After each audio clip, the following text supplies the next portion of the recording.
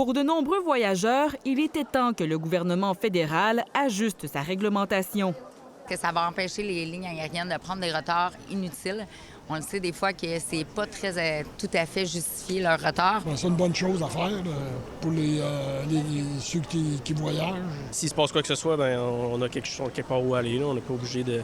On n'est pas laissé à nous-mêmes.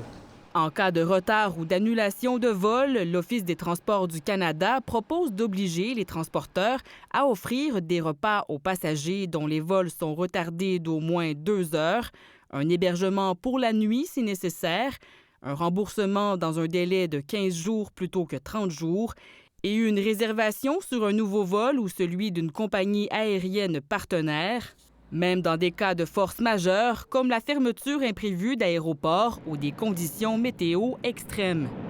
C'est un pas dans la bonne direction. On a mis quelques points sur les i. L'expert en aviation, John Gradec, y voit du bon, mais demeure tout de même déçu.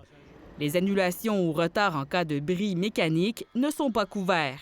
Les avions comme Air Canada, on a des avions qui ont au-dessus de 25 ans de service et ils ont besoin de plus en plus d'entretien. Et ces entretiens sont aux frais de la compagnie aérienne.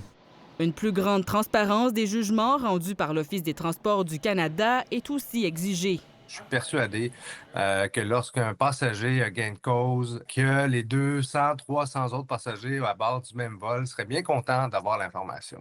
Il y aurait un autre bémol. Le prix des billets d'avion pourrait bien augmenter. C'est un fait accompli que les frais de transport vont augmenter. Si la compétition décide d'absorber ce coût, aucun impact sur les frais. L'Office des transports du Canada dispose de 75 jours pour mener ses consultations publiques afin de resserrer les règles relatives aux droits des passagers. Ici Gabrielle Proulx, Radio-Canada, Montréal.